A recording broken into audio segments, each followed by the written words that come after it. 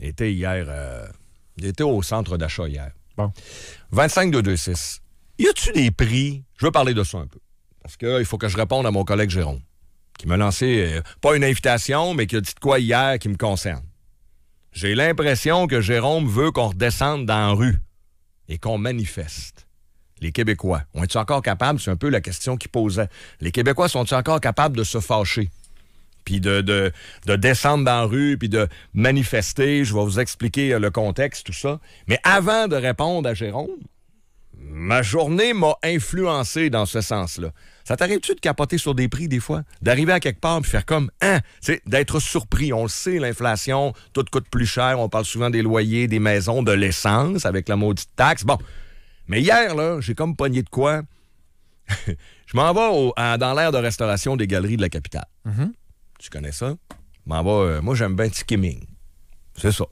Regarde, je te vois à face. Non, j'aime bien ça aussi. Tikiming. C'est comment tu l'as dit? Comment tu dis ça, toi? Non, j'aime bien ça, Tikiming. non, mais quasiment gêné. I-K-E, accent aigu, Ming. Tikiming. Tikiming? Tikiming. Ouais, c'est vrai que c'est bon. Hey, on fait une coupe de choix, puis c'est le fun. Bon. Fait que là, donc, je suis en l'aire de restauration, Galerie de la Capitale, comme il y a des aires de restauration un peu dans tous les grands centres d'achat. La place où tu vas chercher ton repas, je sais pas si je suis le seul, mais le bout où tu as ton plateau dans les mains, puis il faut que tu trouves ta place. Y a-tu juste moi qui pense ça? Je pourrais tomber. Tomber? Je pourrais échapper mon plateau. Ça me rend nerveux, moi. Le bout du Tikiming, jusqu'à temps que je trouve ma place, je tiens mon plateau dans les bras, puis j'ai dans la tête, un peu comme quand tu te retrouves en haut, là. Tu sais, sur un balcon ou de quoi qui est haut, puis tu regardes en bas.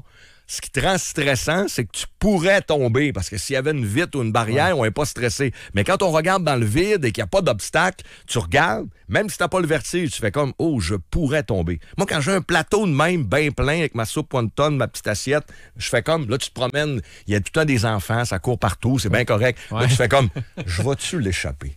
Le pire, c'est que dans ma vie, un peu comme quand on monte haut, là, c'est assez rare qu'on tombe, là, mais...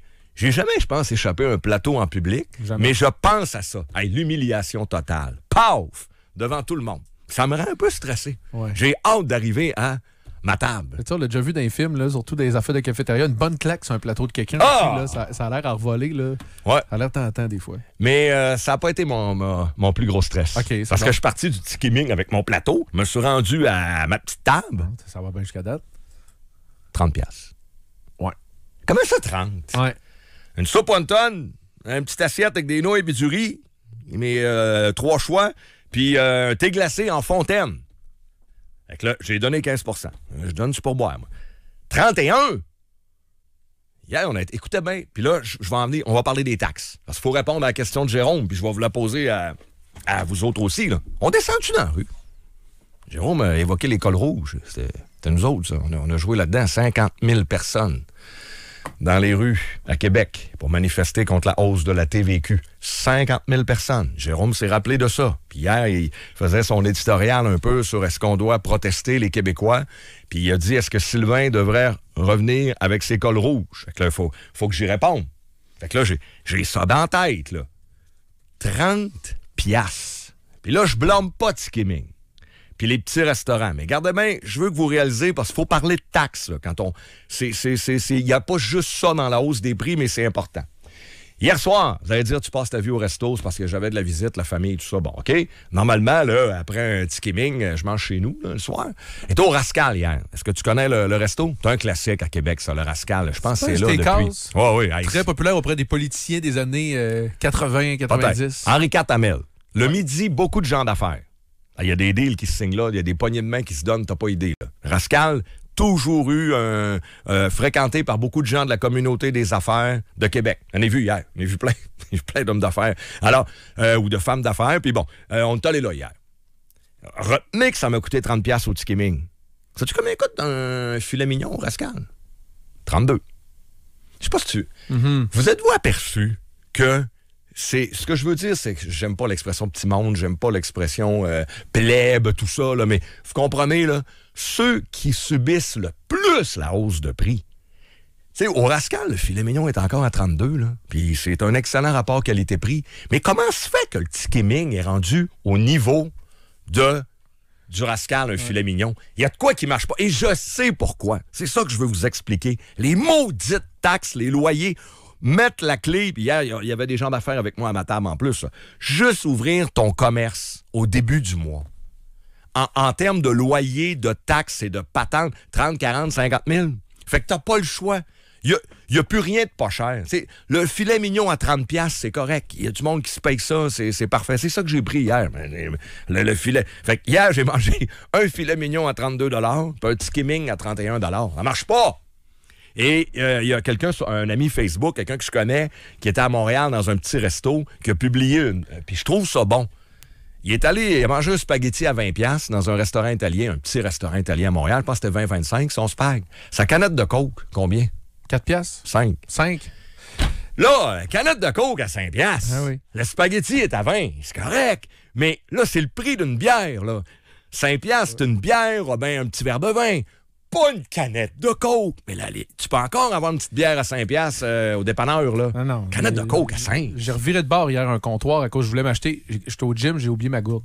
Okay? Ouais. Je m'en vais au comptoir du gym, ils vendent des affaires. Là, je dis, je peux avoir une gourde neuve, là, vide, en plastique, bien normale, classique, là, noire, rien de. D'après toi, comment ça coûte une gourde? Ça fait longtemps que j'ai pas acheté ça, moi. Oui, mais c'est ça. Mais dans ta tête, là, tu dis une gourde, ça va me coûter quoi? 10? 10? Tu sais, moi, j'aurais pensé 5-7$ là, dans ce coin-là. Coûtait 14$. J'ai fait, ben non, ben laissez faire. Mais à 10, j'ai poussé un peu, là. J'essayais de l'avoir. Oui, mais non, 14. ben là, une gourde en plastique, il n'y a rien de plus classique que ça, là. Tu sais, il était format gourde, là. Comme vous imaginez pas une belle affaire en thermos, là, rien de ça. Mais non, j'ai dit laissez faire, oubliez ça. Fait que j'ai l'impression, oui, que tout monte, t'as bien raison.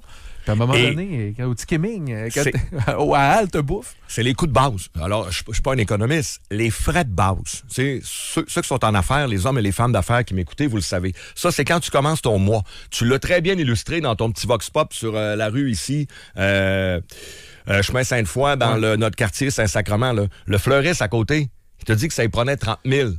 Ouais, en fait, chaque mois, c'est 17 000. Il part à chaque mois quand il arrive au premier. Mais c'est énorme quand même. C'est un autre 30 mais lui c'était 17 000 avant même qu'il vende sa première rose. Exact. Que probablement que les gens vont trouver que la rose est trop chère. Ça n'a pas de bon sens de vendre une rose ce prix-là. Lui, à cause des taxes de la ville, des impôts, des loyers, puis les loyers ont augmenté, puis toute l'essence, les frais de livraison, tout est relié. Quand on vous parle des taxes et des impôts, c'est pas juste là. Quand tu passes à la caisse, c'est la détermination du prix aussi.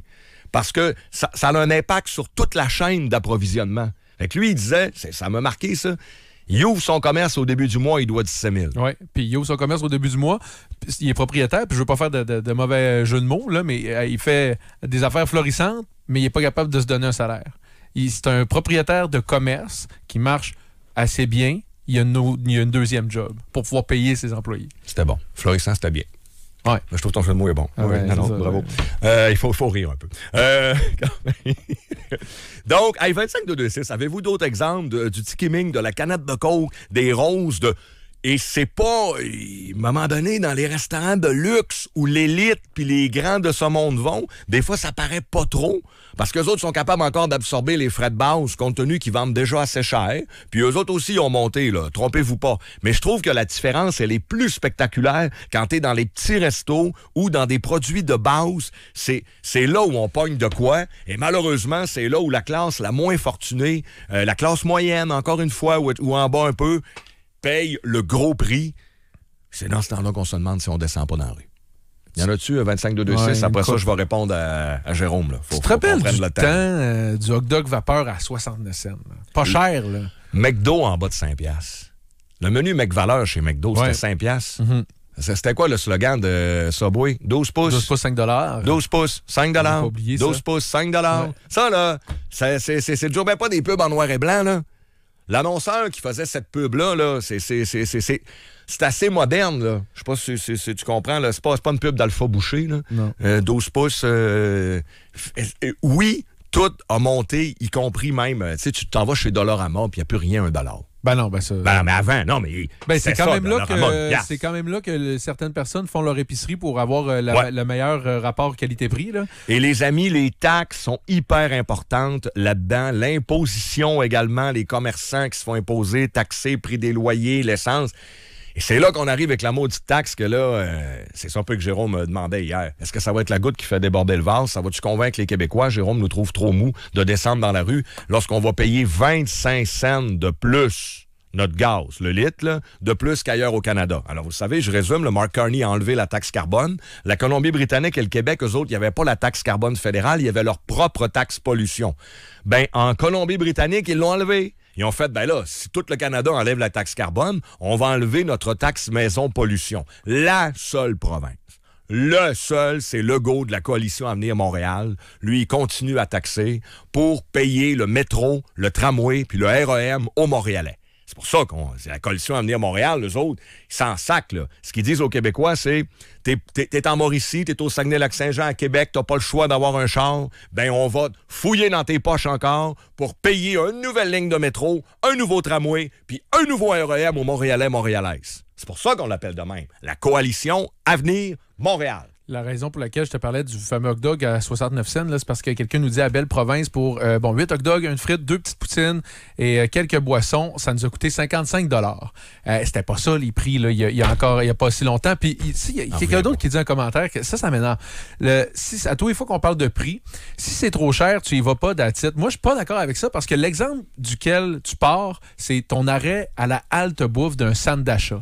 Puis tu as raison d'illustrer que c'est pas supposé être cher. Après ça, là, si c'est des gens qui ont des moins gros revenus, qui décident d'aller là avec le kid, puis de se payer une bouffe, là, puis que ça revient cher, là, c'est pas vrai que ça coûte trop cher, tu fais le choix de pas y aller, puis d'attitude, tu fermes ta boîte. Non, les gens là, qui ont moins d'argent, ils ont le droit aussi de pouvoir se gâter un peu, de vouloir gâter leurs enfants s'ils vont à Halte Bouffe aux Galeries de la Capitale, quoi de même. Puis après ça, on a le droit de chialer ses prix. On a le droit de chialer ses prix. C'est tellement facile à dire. Allez, c'est pas un peu, là. Le filet mignon, là, à 32 $ au Rascal, je peux m'en passer. OK? Ça, c'est une dépense que j'ai faite hier, que j'assume à 100%. Mais quand tu es en train de magasiner avec tes enfants, toute la famille au centre d'achat, à un moment donné, il faut toujours bien que tu manges, là. Traînez votre lunch, arrêtez, là. Fait, même mes parents qui étaient hyper modestes, on allait au restaurant 3 fois par année, on allait au Tikiming, OK? Ma mère nous amenait là de temps en temps. Elle allait pas me dire qu'elle dépensait trop, puis tout, voyons donc. Puis, à un moment donné, mettre du gaz dans ton char, là, c'est essentiel, OK? À la vie professionnelle, familiale et autres. Et la maudite taxe que Legault maintient. Hier, j'ai vu ça, par contre, c'était bon. T'as-tu vu sur Facebook, vu que c'était le 1er avril? Il y a quelqu'un qui a fait un post, c'est François Legault, qui dit, en harmonie avec l'ensemble des Canadiens et Canadiennes, je vais retirer la taxe verte puis on va mettre le prix du gaz partout, et je vous annonce ça. Donc, question d'équité et de justice. Puis là, t'avais un autre post de François Legault, faux aussi, qui dit, bande de caves, poisson d'avril, je maintiens ma taxe, bande de caves. C'était-tu une joke ou c'était pas une joke? Peut-être que c'était pas une joke. Peut-être que c'était le vrai François Legault. Je sais pas, hein? Ils ont-tu assez du front autour de la tête pour nous faire ça? Vous savez bien que c'était une parodie, que c'était une caricature, mais c'est comme ça que je le perçois. Je trouve ça très bon. Parce que c'est comme s'il nous disait ça, notre premier ministre. Bande de caves, en région, puis partout. On le sait qu'à Montréal, là, tu sais, hier, il y en a un qui écrivait dans Le Soleil. Moi, je suis pour ça, la taxe québécoise. J'ai juste à prendre moins mon char au pire. Prendre moins ton char, là, ça se fait sur l'île de Montréal dans le 514. Pour vrai, là. Le transport en commun, ils vont rajouter 20 milliards pour un nouveau tramway. Ils ont mis le REM. Ils vont mettre des milliards pour le mettre. Alors, ils ont des alternatives. Mais c'est injuste, cette taxe-là sur l'essence, parce qu'il y a des gens en région un peu partout qui n'ont pas d'alternative. Êtes-vous au courant que le transport en commun à Dolbeau, c'est relax? Je suis pas sûr, ils s'astinent pas. Le métro à Shawinigan, là, d'après moi, là, c'est métro, IGA puis Provigo. Là. Quand on parle de métro à Shawinigan, c'est ça que ça veut dire. Fait que cette taxe-là doit être abolie. Maintenant que Carney, le libéral, le progressiste, le parti de Stephen Guilbeault, l'environnement, même eux, ils l'ont baissé. Puis il reste nous autres, les innocents, là. Voici ce que Jérôme m'avait attiré hier. C'est vrai, il faut que j'y réponde. Alors, voilà ma petite journée d'hier. Puis un peu avant ça, donc, j'écoute mon collègue, pour ceux qui à Mauricie, vous le connaissez, au Saguenay-Lac-Saint-Jean, Jérôme anime ici sur l'heure du midi. Et il a fait référence à une marche que j'avais faite dans le temps, qu'on avait organisée, où on a fait descendre 50 000 personnes dans les rues de Québec. Jérôme s'ennuie de ça, puis il nous demande si on n'est pas rendu là. Pourquoi on accepte ça? Parce qu'on est déjà les plus surtaxés, les plus surimposés aussi. Puis là, on nous ajoute ça encore, là. Le prix de l'essence qui est beaucoup, beaucoup plus cher qu'ailleurs. Comment ça se fait qu'on accepte ça? Pourquoi on n'est pas dans la rue aujourd'hui? Il y en a un qui l'a fait il y a plusieurs années, c'est Sylvain Bouchard avec les cols rouges. On serait dû pour un retour des cols rouges, peut-être. On pourrait appeler ça autrement, ou je sais pas, là, mais notre mollesse me renverse. M'a shaké hier, Jérôme. J'étais dans mon char, je les écoute tout le temps, Trudeau-Landry, sur l'heure du midi. Puis, c'est un beau souvenir. Pour moi, cette manif-là avait été une réussite, quoi qu'on en dise, sur sa portée, son impact. On peut en discuter. Je veux pas me péter les bretelles, me vanter, mais bon, on a toujours bien encerclé le Parlement avec 50 000 le col rouge, manifesté contre une hausse des taxes. C'était la TVQ à l'époque. Bon, je veux pas trop revenir là-dessus, mais Jérôme me rappelle ce souvenir-là, et c'est surtout sa question, mais aussi son verdict. Alors, la question à Jérôme est très bonne, mais je vous la pose aujourd'hui. Est-ce qu'on redescend dans la rue? Est-ce que le maintien de la taxe verte sur l'essence par Legault, 25 cents de plus qu'on va payer par rapport au reste du Canada, est-ce que c'est assez pour vous fouetter, pour nous donner à tous, là, je parle pas juste de vous, de moi, tout le monde, c'est assez fort pour qu'on descende dans la rue? Autant Jérôme en appelle à une mobilisation populaire, mon collègue semble par contre pessimiste. Il trouve qu'on est peut-être un peu trop mou. Je vais vous répéter une chose que je répète de temps en temps, mais c'est rare que je le ressens autant qu'aujourd'hui. Pourquoi il n'y a personne dans la rue aujourd'hui? Aujourd'hui, on devrait être dans la rue. Si on avait le temps, si on travaillait pas, je sais qu'on a des vies, on est occupé, on est mou. On est mou comme de la guenille d'accepter de payer l'essence plus cher que partout au Canada. Mon questionnement, c'est, on fait quoi? Et pourquoi on est si mou collectivement en tant que Québécois? Bon, ça, on peut être en retard un peu aujourd'hui, mais je veux prendre le temps de répondre à ça. OK? Puis je veux pas trop me presser, là. Je pense que c'est une question importante. D'abord, je vous la lance à vous, les auditeurs. Elle est lancée, là. Je le dis en bon québécois, là. On descend-tu dans la rue? Est-ce que c'est assez ou non? Il faut aussi me répondre, non. Il y a d'autres injustices, il y a d'autres affaires. C'est pas l'affaire la plus importante. Le contexte avec les États-Unis, tout ça, je sais pas, mondial. Mais est-ce que l'histoire de la taxe sur l'essence, qui va être unique au Québec, est-ce que ça, c'est assez pour... S'il y avait une manif demain matin, vous serez partant. C'est facile de dire oui, là, mais êtes-vous vraiment crinqué à ce point-là? Par contre, es-tu d'accord avec son constat que les Québécois sont mous?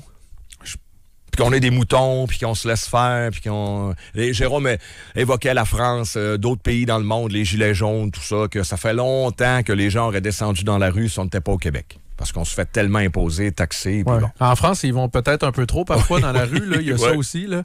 Je sais pas. Je pense que ça dépend de l'enjeu. Des fois, je nous considère trop mou. Sur d'autres fronts, je nous considère pas trop mou. OK. Je suis plus ou moins d'accord avec Jérôme, mais c'est... Regarde, je prends la peine d'y répondre. Et j'ai même fouillé un peu. Je pense pas qu'on est mou, les Québécois. Moi, je considère encore qu'on est du bon monde. On est des gens courageux. L'histoire nous l'a démontré. On a fondé une société ici dans des conditions épouvantable, avec à peu près rien. On a bâti ça. Les Québécois sont courageux. C'est un peuple de travaillants. On l'a prouvé plein de fois. Ouais, Butch, mais ça reste que Jérôme a encore raison. On descend pas dans la rue, là. Les Québécois, on n'exprime pas beaucoup nos émotions. Les Québécois, on est grand en dedans. Mais dans la façon dont on l'exprime, contrairement aux Américains, grande gueule, à certains pays en Europe aussi, tu rencontres ça dans un bar, dans un restaurant, t'as tout le temps l'impression qu'ils crient. Je sais pas si... Alors que nous autres, les Québécois, même en vacances, c'est... OK, on est exubérants un peu. Mais t'as-tu déjà vu des Américains ou des Allemands en vacances ou des Russes? Ils prennent de la place en sacrament. Moi, j'ai souvent fait le constat. Les Québécois, on est plus... On fait notre petite affaire. Ça veut pas dire qu'on est des mous, par contre. Ceux qui l'ont... je pense, moi, pas loin, en tabarouette. Je vous jure que je suis à jeun. Tu peux témoigner qu'il n'y a rien dans mon café, Phil? J'ai rien vu, du moins. Je prends... Aide-moi un peu. Je prends aucune drogue. Est-ce que tu te rappelles? C'est impossible que tu t'en souviennes. Vas-y. Le groupe Le Show avait fait une chanson à l'époque qui s'appelait L'Homme de la rue. C'est le frère à Martine Sinclair. Pas le frère à Céline Dion? Non, Martine Sinclair. Martine Sinclair, OK. Ouais, le frère à Céline aussi a fait de la musique. Vous ne l'avez jamais vu, c'est L'Homme de la rue? Ça avait passé à Dollar à Clip. Non, en tout cas, je te montrais ça. Okay. Moi, te faire entendre ça, là. Ouais. Mon ami Jérôme écoute bien ça. Et avant de... Je pense pas qu'il faut traiter les Québécois de mou, pas de colonne, mollasson. Hier, je l'ai trouvé dur un peu, mais je comprends sa frustration, Jérôme. Il veut se battre, il veut lâcher les gants, il veut dropper. C'est une patinoire, là, Jérôme, il est prêt à dropper. Ah ouais, go, on se bat. Puis moi, j'étais en train de penser peut-être le suivre. Regarde, on verra bien. Écoutez bien cette chanson-là qui décrit le Québécois moyen. L'homme de la rue, souvent on dit ça un peu avec mépris. Là. Je trouve que les paroles sont parfaites. Et crois-le ou non. C'est ça. Ouais. Phil, on parle de la même affaire. Oui. Il sourit à pleines dents, prend bien soin de ses enfants. Vous l'avez déjà vu, c'est l'homme de la rue. Oui, mais attends pas, il y a autre chose.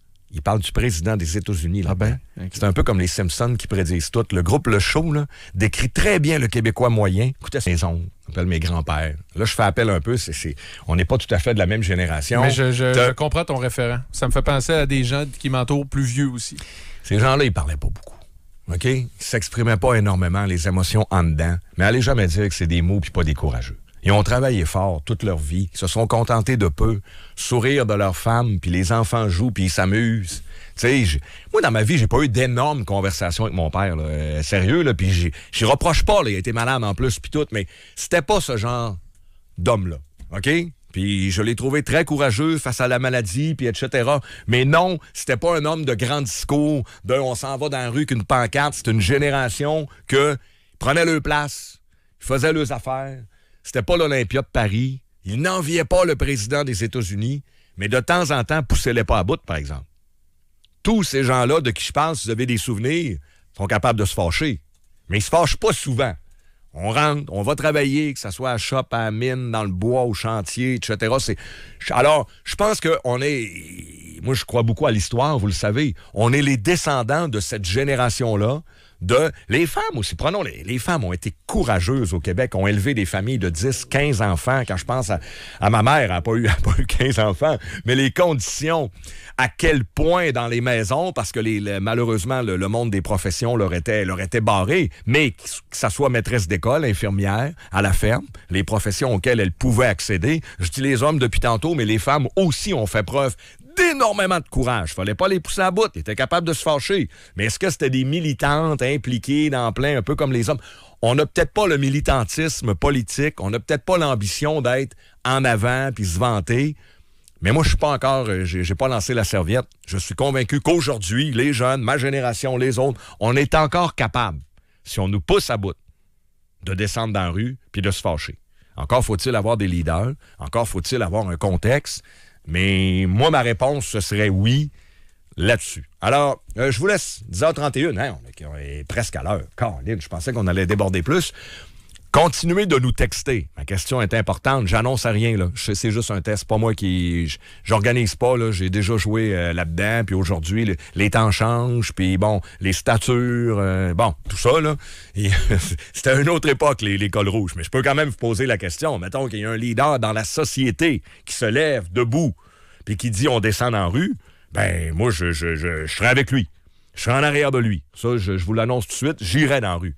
Comme citoyen, là. OK? Vous, qu'est-ce que vous en pensez? 25-2-2-6.